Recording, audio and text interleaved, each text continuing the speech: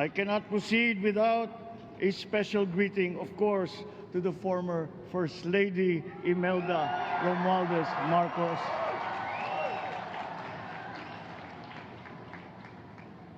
Other distinguished guests, ladies and gentlemen, my friends, ang aking minamahal na mga kababayan, magandang tanghali po sa inyong lahat. This is a historic moment for us all. I feel it deep within me. You, the people, have spoken, and it is resounding. When my call for unity started to resonate with you, it did so because it echoed your yearnings, mirrored your sentiments, and expressed your hopes for family, for country, and for a better future. That is why it reverberated and amplified as it did, to deliver the biggest electoral mandate in the history of Philippine democracy.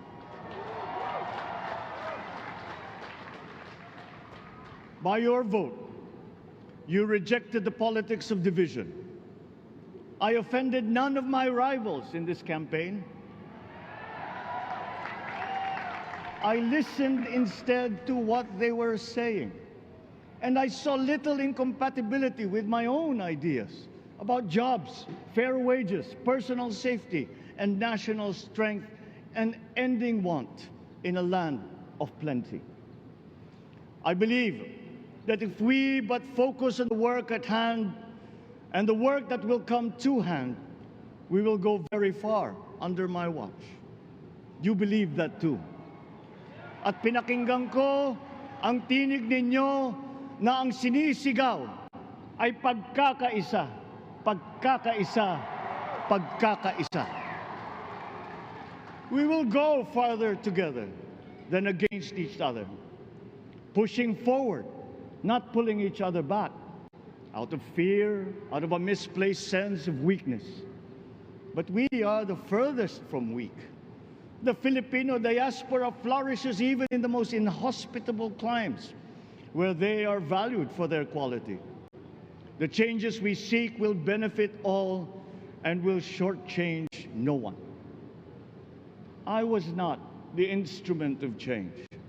You were that. You made it happen. I am now. You picked me to be your servant, to enable changes to benefit all. I fully understand the gravity of the responsibility that you've put on my shoulders. I do not take it lightly, but I am ready for the task. I will need your help. I want to rely on it. But rest assured, I do not predicate success on the wide cooperation that's needed. I will get it done. I once knew a man who saw what little had been achieved since independence in a land of people with the greatest potential for achievement, and yet they were poor. But he got it done, sometimes with the needed support, sometimes without. So will it be with his son. You will get no excuses from me.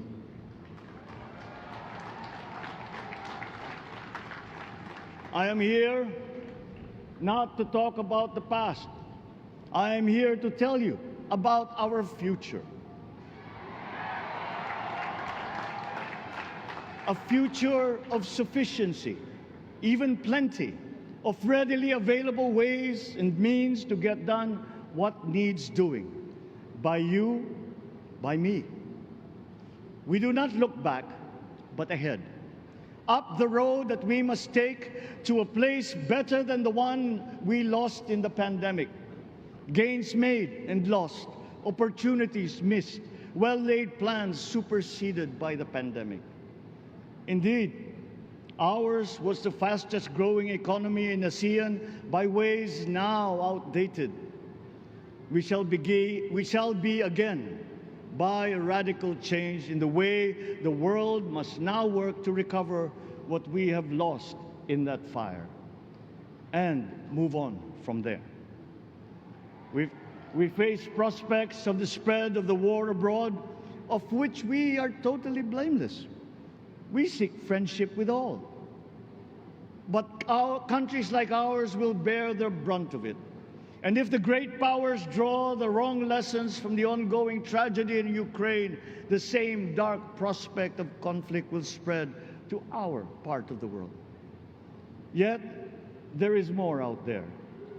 Like going forward by new ways of doing that the pandemic forces to adopt. A stronger resilience, quicker adaptability. They are our best prevention. They are our best protection.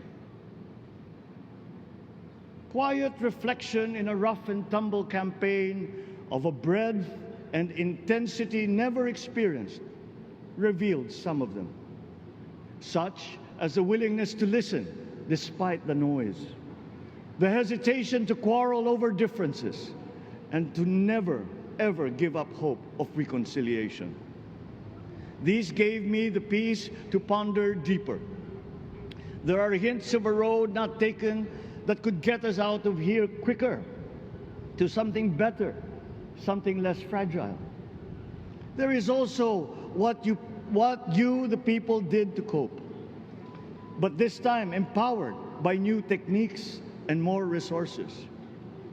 You got by, getting some of what you needed with a massive government help, and for this I thank my predecessor for the courage of his hard decisions. But there is a way to put more means and choices in your hands.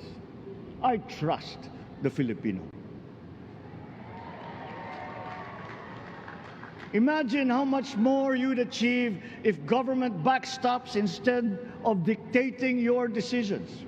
Always there to pick you up when you fall, giving what you need to get past a problem. Imagine if it invested in your self-empowerment to bring it closer to taking on whatever challenges come. Imagine a country that, in almost every sense, is you. Now imagine what you and government can achieve together. We did it in the pandemic. We will do it again. But again, I will not predicate my promise to you on your cooperation. You have your own lives to live, your work to do, and there too I will help. Government will get as much done alone without requiring more from you. That is what government and public officials are for. No excuses, just deliver. It was like that once upon a time.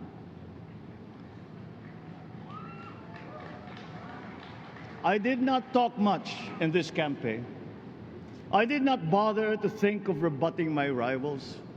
Instead, I searched for promising approaches better than the usual solutions. I listened to you. I did not lecture you who has the biggest stake in our success. And the forthcoming State of the Nation will tell you exactly how we shall get this done. In this fresh chapter of our history, I extend my hand to all Filipinos. Come, let us put our shoulders to the wheel and give that wheel a faster turn to repair and to rebuild and to address challenges in new ways, to provide what all Filipinos need, to be all that we can. We are here to repair a house divided, to make it whole, and to stand strong again in the bayanihan way, expressive of our nature as Filipinos. We shall seek, not scorn, dialogue. Listen respectfully to contrary views. Be open to suggestions coming from hard thinking and unsparing judgment. But always from us, Filipinos. We can trust no one else when it comes to what is best for us. Past history has often proven that. Solutions from outside divided us. None deepened our understanding. They were always at our expense. Never forget, we are Filipinos. One nation, one republic, indivisible. We resisted and never failed to defeat foreign attempts to break up our country in my father's watch. His strongest critics have conceded that. So let us all be part of the solution that we choose. In that lies the power to get it done. Always be open to differing views, but ever united in our chosen goal. Never hesitating to change it, should it prove wanting. That is how agile, resilient republics are made. Our future we decide today. Yesterday cannot make that decision anymore, nor can tomorrow delay it. The sooner we start, the surer and quicker the prospect of achieving our future. These are troubling times. What's happening to others can happen to us, but it will not. We see what's happening. We are witness to how it is being stopped, and we have seen the glory that crowns struggle against all odds. Giving up is not an option. We've been through times of bitter division, but united, we came through to this when it shall begin again, but better.